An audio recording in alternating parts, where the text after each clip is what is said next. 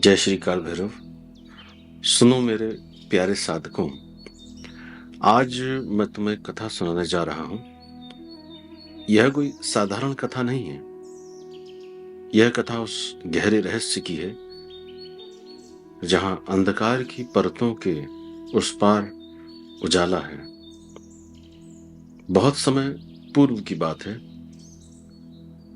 हमारे श्री काल भैरव आश्रम में एक युवक आया। नाम था राजेश। वो थका हुआ था। उसकी आंखों में गहरे काले घेरे थे। चिंतित चेहरे पर चिंता की रेखाएं। उसने मेरे चरणों पर सिर रखा और कहा, गुरुदेव, मैं रोज सोता हूं पर जागता ऐसा हूं जैसे कोई लड़ाई हार कर आया हूं। रात भर करवटें बदलता हूं और सुबह लगता है जैसे भीतर ही भीतर कोई शक्ति समाप्त हो रही है, खत्म हो रही है। क्या ऐसा संभव है कि मेरी नींद भी ध्यान बन जाए? मैं मुस्कुराया, उसके सर पर हाथ रखा और धीमे स्वर में कहा, राजेश, तुमको क्या लगता है नींद केवल शरीर का विश्राम है? नहीं, नींद ही तो वह रहस्य का द्वार है जहां से आत्मा और ब्रह्मांड की बातें होती हैं। कुछ लोग कहते हैं रात को सो जा, दिन में जाग, पर मेरा कथन सदैव रहता है कि रात को भी जाग और दिन को भी जाग। और सुनो, ये रहस्य तुम्हें किसी पुस्तक में, इंटरनेट पे कदापि नहीं मिलेगा। यह तुमको केवल उस अंधेरी रात की गहन मौन की भाषा में मिलेगा जहां साधक अपने भीतर उतरता है और उस ब्रह्मांड की छाया में बातें करता है। राजेश ने मेरी आंखों की तरफ देखा। उसकी आंखों में जिज्ञासा थी। मैंने उसे अपने समीप बुलाया और धीमे स्वर में कहा, राजेश, जब तुम दिन में जगे रहते हो तुम्हारा मस्तिष्क बीटा की तरंगों पर भागता है और चिंता, तनाव, विचारों की आंधी पर जैसे ही तुम आंखें बंद करते हो, गहरी सांस लेते हो, तुम अल्फा की झील पे उतरते हो और फिर धीरे धीरे थीटा और डेल्टा की गहराई में डूबते हो। वह गहराई ही तो असली साधना है। वहीं पर नींद और ध्यान एक हो जाते हैं। तो मैंने उसके कंधे पर हाथ रखा और कहा, राजेश, एक बात ध्यान रखना, सोते समय जो विचार तुम्हारे मन में होते हैं वही बीज की तरह तुम्हारे जीवन की जमीन में बोए जाते हैं। और अगर भय, चिंता और निराशा बोएगा तो वही जीवन बनेगा। अगर शांति, जागरूकता और ऊर्जा बोएगा तो जीवन बदल जाएगा। इसलिए जब भी सोने जाओ अपने मन में यह कहो कि मैं सोऊंगा पर मेरी चेतना जागृत रहेगी, मेरा शरीर विश्राम करेगा पर मेरी आत्मा सतर्क रहेगी।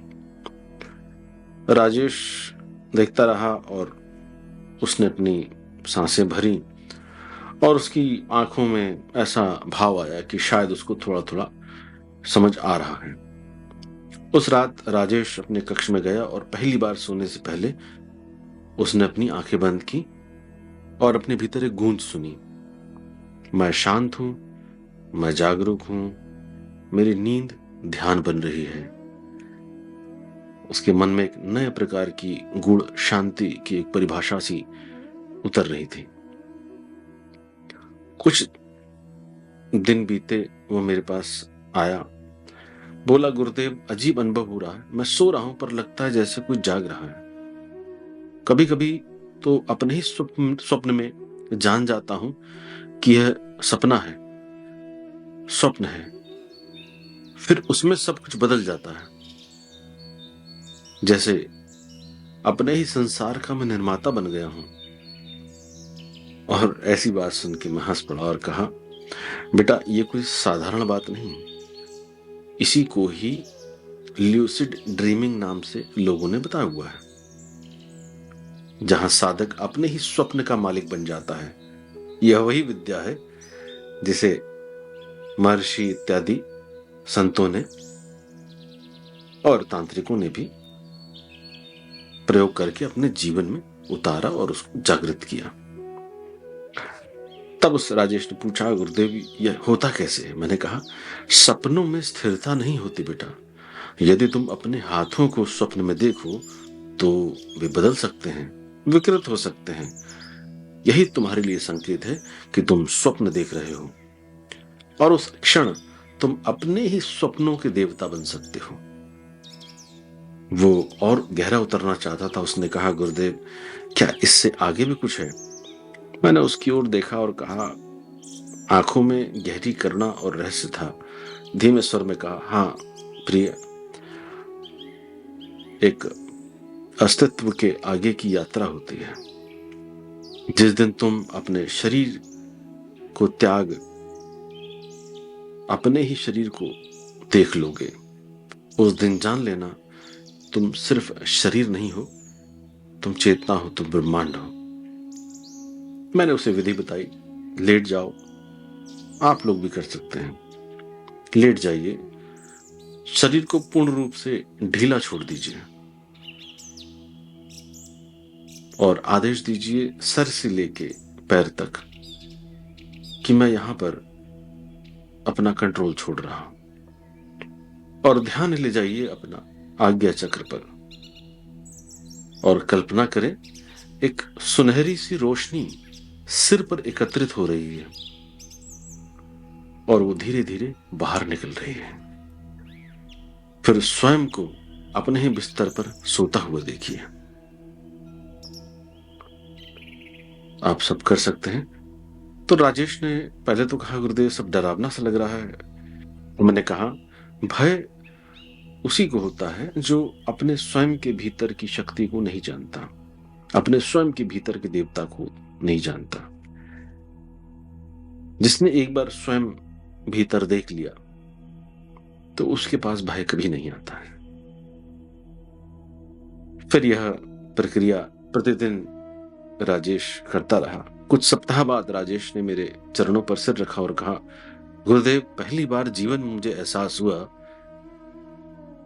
कि मैं यह शरीर नहीं हूं। मेरी चेतना सब कुछ देख सकती है, स्वप्न में भी और नींद में भी। बहुत सारे साधकों को जिस दिन ये पता चलता है गुरु मुख से, उनके साथ ऐसे ही घटना उसी दिन हो जाती है। यह भ्रम है, क्योंकि मन ने कल्पना में उसको धोखा देने के लिए बनाया है। उस पर विश्वास ना करें, अपने गुरु से उसका प्रमाण लें कि मेरे साथ जो हुआ है वो सही हुआ कि नहीं। तो मैंने राजेश से कहा, यही तो साधना का उद्देश्य है। श्री काल भैरव आश्रम में अनेक प्रकार की जो साधनाओं को सिखाने का जो प्रण है, उसमें से एक साधना यह भी है।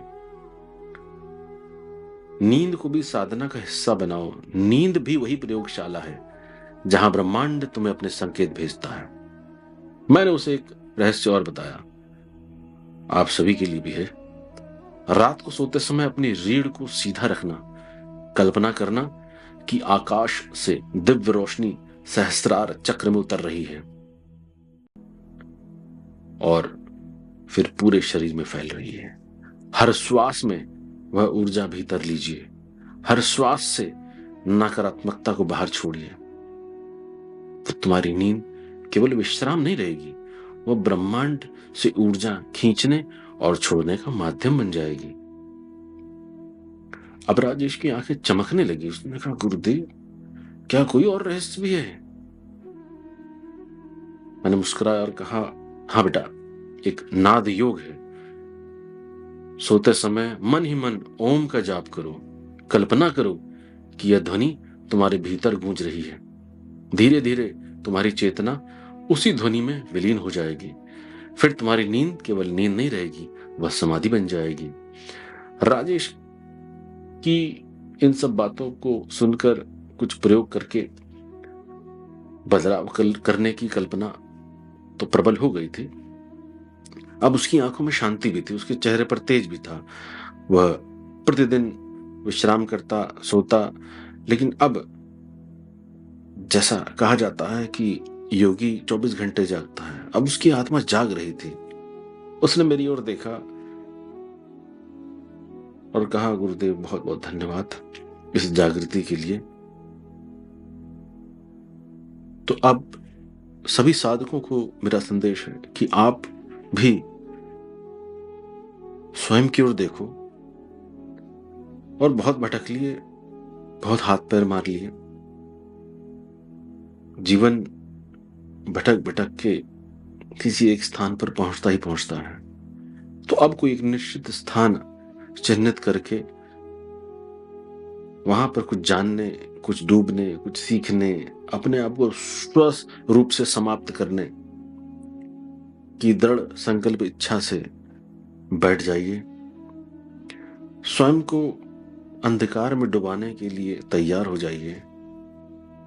नींद को भी ध्यान में बदलने का संकल्प लीजिए। ब्रह्मांड की गोद में स्वयं को समर्पित करने का साहस रखिए, इतना पौरुष रखिए।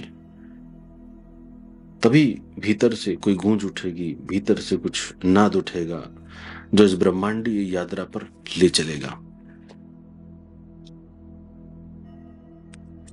समय सदैव रात्रि का गुप्त समय, जब ब्रह्मांड अपना संकेत भेजता है, तब चुने और जीवन में एक चमत्कार घटित होगा जो बहुत मौन होगा, जिसको कभी किसी को नहीं बताया जा सकता।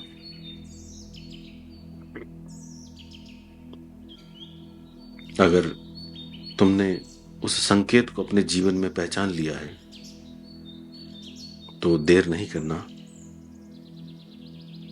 तुरंत उस जगत में प्रवेश करने के लिए कूद पड़ना, ताकि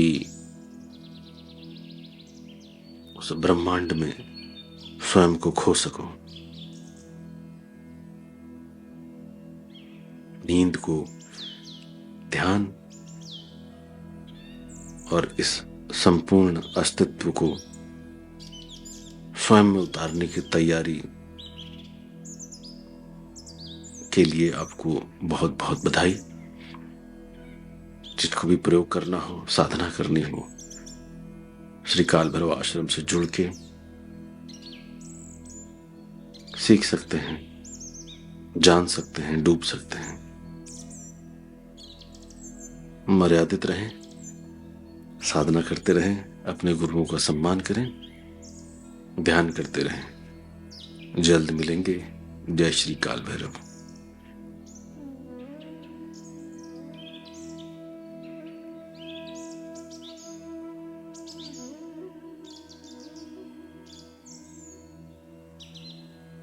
सबके रोंगटे खड़े हो गए उसको देखते ही। उसका एक प्रयोग है मंत्र के साथ, वो जब मैं साधकों को देता हूँ तो उस मंत्र के साथ प्रयोग भी बताता हूँ कि आप उस दंड को पकड़ के, जैसे भैरव दंड है, उस दंड को पकड़ के ऐसे 3 बार उस मंत्र का उच्चारण करके अगर आपने 3 बार उस स्थान पर ठोक दिया तो समझ लीजिए 20, 50, 100 किलोमीटर दूर तक उसके उच्चारण से और उस ठोक से पड़ने वाली चोट उस धरती के भीतर ही नहीं, ऊपर के भी शक्तियों को सफाई कर देती है।